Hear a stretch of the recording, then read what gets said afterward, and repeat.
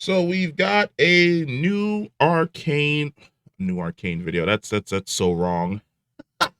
It's crazy how much I actually love that show that I'm not even willing to acknowledge the fact that the fantasticness and the joy that I felt from this project could be brought about from such a game as League of Legends. But League of Legends dropped a new cinematic for season 1 of 2025, and it is fantastic, and it also may be hinting at where our journeys will be taking us come whatever the next project is that they're working on. Looks as though the next project they're working on is definitely going to be in Noxus with all the breadcrumbs that we're getting. So we're going to go through the trailer. We're probably going to pause a few times because I like to be annoying, and we're going to talk about it. Yeah, let's go.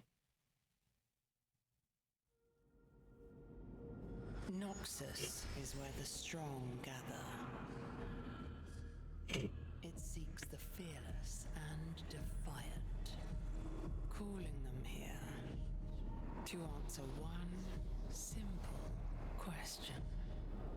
Are you strong enough? Say you're not afraid to die. Okay, girl, hold on. You got your mom's troops. You got her cloak. Oh, Mel got an upgrade. Mel said, "Oh, I'm embracing my Noxus identity." It in all honesty would make the most sense that her mother's forces would follow her because Noxus is all about strength, and the way in which she fostered the culture within that of her own forces to be loyal to whoever is the strongest.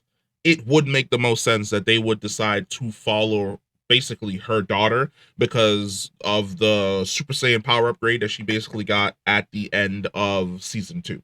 So it's really, really cool to see her off sailing and exploring with her mother's forces. That's dope as hell.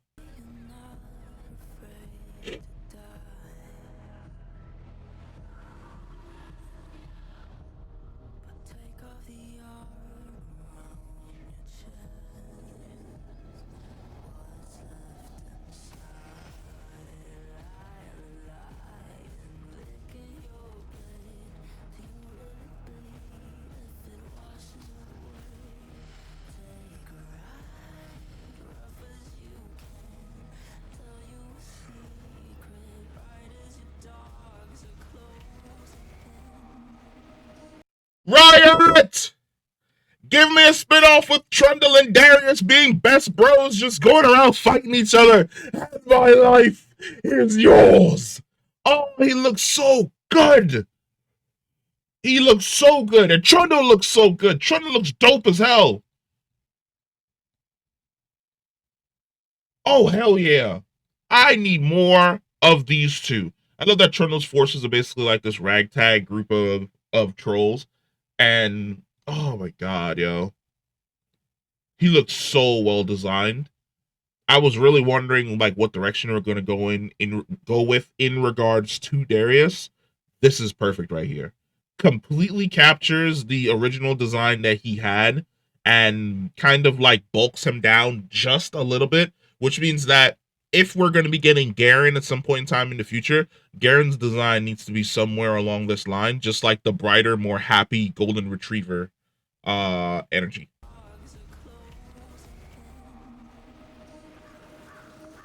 I like it when the bite marks cut through the skin.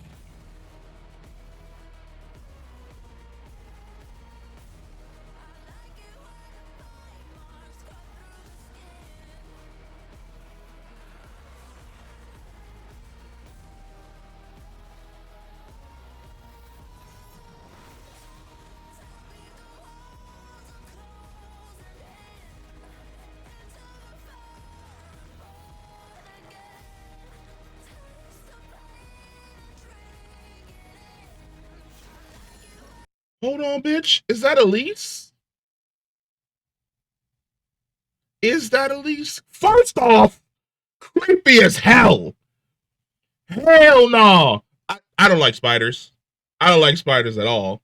So me going to fight somebody and a spider tentacle comes out of somebody's back, is absolutely terrifying to me. Holy hell. But oh my, that looks so fucking cool.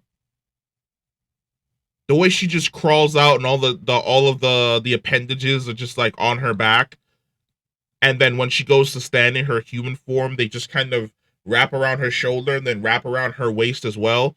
That is terrifying. And then the question needs to be asked is this actually a mask? I don't think it is. I think that is actually her face. And that is even more horrifying. But I need to stop pausing.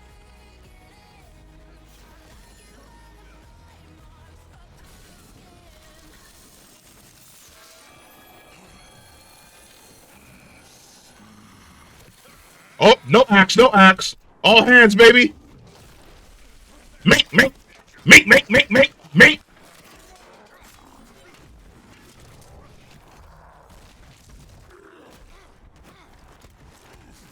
Make, make, make, make, make. Come on. Make, make, make.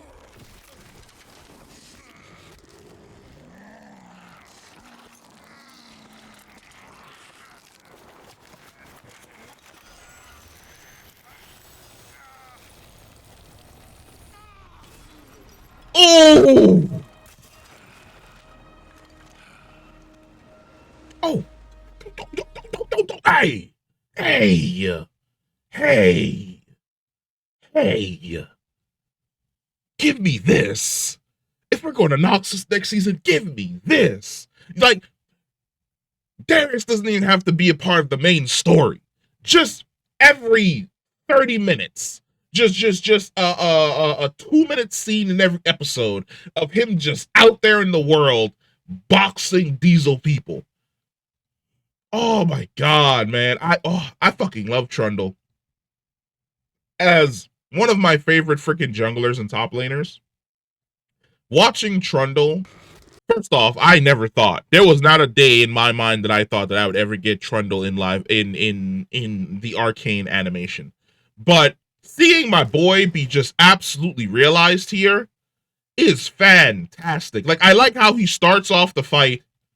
I love how he starts off the fight as a warrior and then goes straight barbarian savage halfway through once he throws away the club, which is on some Trundle shit. Because if you remember, Trundle's Q is basically the bite. It says Q's the bite, W's the speed, and the E's him dropping. Yeah, his Q is basically the bite. So him trying to like bite Darius, I don't know, to get some health back. Well, technically Darius isn't a minion, so he wouldn't get any health back from biting Darius. But him trying to bite Darius is so in line with Trundle's fight style. Look at him. Look at him. Like a rabid dog trying to get that trying to get that bite in. But hey, like Darius ain't got no quitting him. No quit. Throwing hands with a super mutant troll, because that's what Trundle basically is. He, in regards to all the trolls, he's a super mutant. Because he has like this super crazy healing factor. He's basically I don't want to call him Wolverine, because I feel as though his healing factor is slightly maybe better. No, his healing factor probably is on Wolverine's tier. So we could say that he basically has a healing factor like Wolverine in the League of Legends universe. No, but that was cool as hell.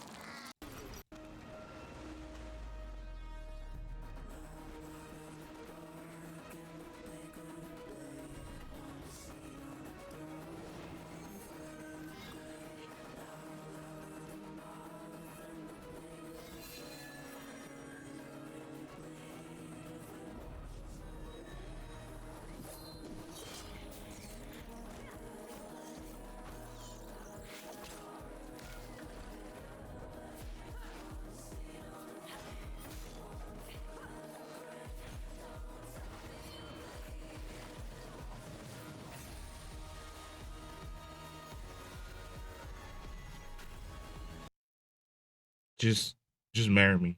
Look, Mel, look. Didn't work out with Jace. He disappeared into the ether with his boyfriend. He's single right now. And I'd like to throw my hand into the ring, because god damn, girl. Jesus Lord. Why you built like that? Just out here looking fine.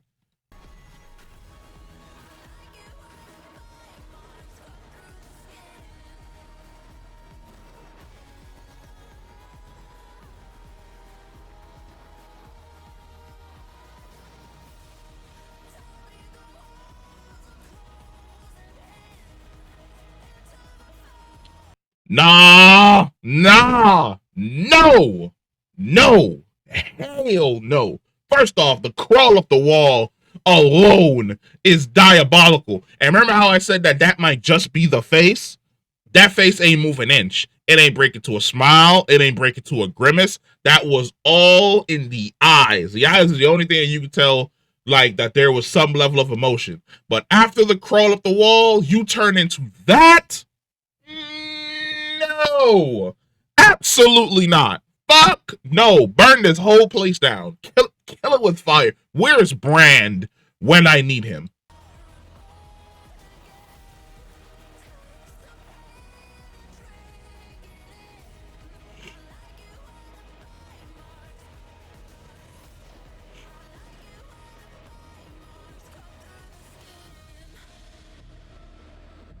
Hey, wait a minute. You know, I wasn't listening to the song before, but I like it when the bite marks cut through the skin. What was this song about? I feel as though I gotta go back to the beginning and listen to this song all over again. God damn. I like it when the bite marks cut through the skin. What else? What were the other lyrics? What were the other lyrics for this? We'll investigate that in another time.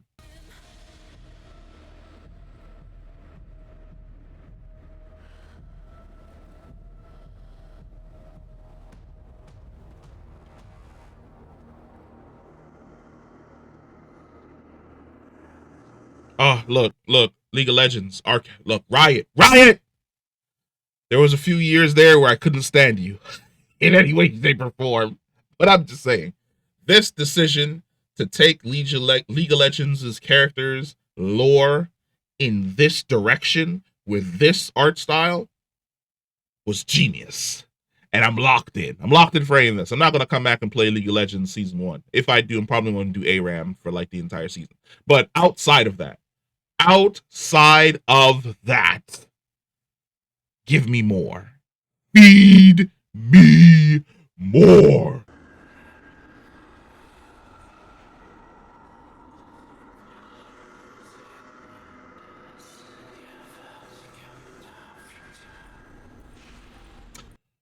Oh, baby girl LeBlanc. If you don't remember who this is, hold on, because I knew she was in here.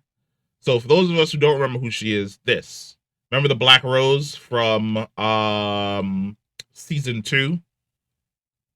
Specifically, where do we get like a really good shot of the Black Rose walking around and talking? Right here. Where she was talking through all of these intermediaries, these shadow bodies, type of stuff, yada yada yada.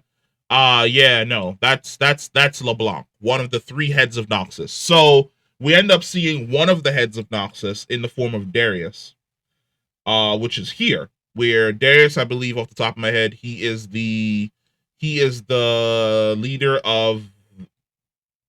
If I remember correctly, it's Might, Guile. It's Might, Guile, and Subterfuge. Might, Guile, and something else. Darius is the head of Might, which he's basically the strongest warrior in Noxus and the leader of its most martial forces. Guile is Swain, which we saw his crow at the end of Arcane Season 2. And then LeBlanc is the head of the 3rd pillar, where the Black Rose basically exists. There's a whole lore that I'm hoping that they get into in regards to wherever the story goes with the next show. But a long time ago, I'd say probably like 50 years ago, there was an organization known as the Black Rose. Black Rose controlled everything in Noxus. They controlled the Emperor. He was a puppet. They controlled the soldiers, the Senate, everything.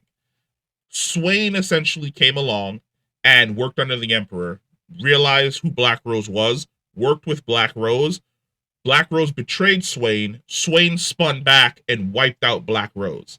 However, this was a power play by LeBlanc for removing the members of Black Rose that she felt were dumb. Like it's kind of like she decided to use Swain to purge her organization so that she would only have the individuals that were loyal to her and wanted the exact same goal that she did. And she ends up taking up the 3rd pillar in Noxian society in regards to the strength of leadership. So the three most powerful people in Noxus are Darius, Swain, and LeBlanc. Now I know a lot of people are like, what about Ambessa? Ambessa was a warlord. Yes, she was a warlord. She definitely had the title of a warlord, but she wasn't one of the big three.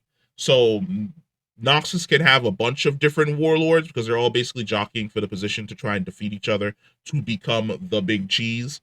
Ambessa was sent to Piltover on another mission. Now, what I think is Ambessa was working for Swain because we see his crow pop in now and then to see how things are essentially going. And the person working counter to Swain, trying to stop him from expanding into Piltover and getting his hands on Hex Tech, was LeBlanc, which is why at every single turn LeBlanc was trying to basically like just yank up Ambessa and kill her ass. I'm hoping that we see if Noxus is our next destination, especially since this trailer is called Welcome to Noxus. And we've been to Noxus we were familiar with Noxus forever in the game for like a really, really long time. I'm really, really hoping that they go into the dynamics of those three, where it's like Darius is like the martial might, he's out there just fighting and conquering. Swain is the behind the scenes might, he's basically calculating and running things. LeBlanc is the shadow might, she's the person in the shadows pulling all of the strings to make Noxus stronger, but at the same time weaker by taking out people that are against her interest. But we'll see. Where were we? We were here with my beautiful, beautiful love of my life.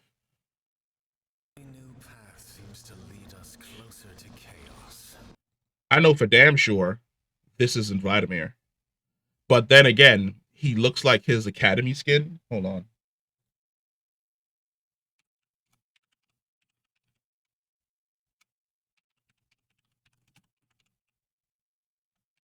He looks like his academia skin, which is this one. That's him. That's definitely how he looked in high school. I'm just saying. He peaked here. He looks like what's his name from Baldur's Gate 3? Astarion? He looks like Astarion now. At least from the side profile. Yeah, hell nah. He looks exactly like Astarion now.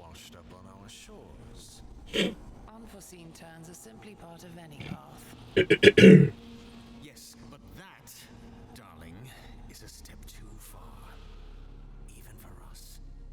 Piltover was a lesson, Vladimir. Calamity is always approaching. In some moments, its arrival is more imminent than others. Our next move must be bolder, not safer. What the hell was that? It looks like a darken weapon, but it's definitely not Aatrox. Because Aatrox's has two prongs at the end. This one only has one prong. This could be a dagger, maybe. Is there a Darkin that runs a dagger? Is it the wolf chick? I think the wolf chick runs a dagger. I can't remember off the top of my head. It's been forever since I've actually given a shit about League of Legends lore. Then again, this could, in all honesty, not even be in relation to a Darkin, because in the beginning we see this scene. With her talking about and that relates to Darius. Darius being the pillar of might. So there's a high probability that this one back here is in relation to somebody else in Noxus, or it could also be in relation to a person, because we do see Katarina. What do Katarina's blades look like? Because we definitely see Katarina fighting Elise here. She throws a blade into the ground, but the blade doesn't have the same design. At least the blade doesn't have an eye attached to it. But there's a high probability that we end up seeing that blade. That's such a smooth move, by the way, which is she positioned the blade in the ground and fought Elise with one blade long enough for her to forget she had that blade that she had put away, and then grabbed the blade, spun, and then killed the guy when he came way too fucking close. Like that's an assassin for you. but it's a high probability that the symbol that we see on the wall is in relation to another pillar in Noxus. To be quite honest, I wouldn't be shocked if that pillar wasn't fucking Swain, or in relation to Swain's crow. This feels familiar, but like I said, it's been a long time since I've given a shit about League of Legends lore. Somebody else is gonna come out and he's like, 14 years ago, Riot released a skin with a dagger in the background that was never defined. That dagger belongs to the Lord of Khonshu from the Ixal Venin, whatever. Like somebody's gonna explain this in a video I'm gonna see in like 2 days. But this shit right here, this shit right here, this shit right here, this trailer was fire.